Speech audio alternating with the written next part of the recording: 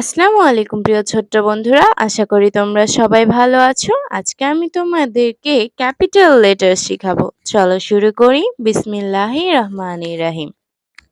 A, B, C, D, E, F, G, H, I, J, K, L, M, N, O, P, Q, R, S, T, U, V, W, X, Y, Z.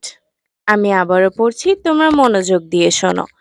A, B, C, D, E, F, G, H, I, J, K, L, M, N, O, P, Q, R, S, T, U, V, W, X, Y, Z.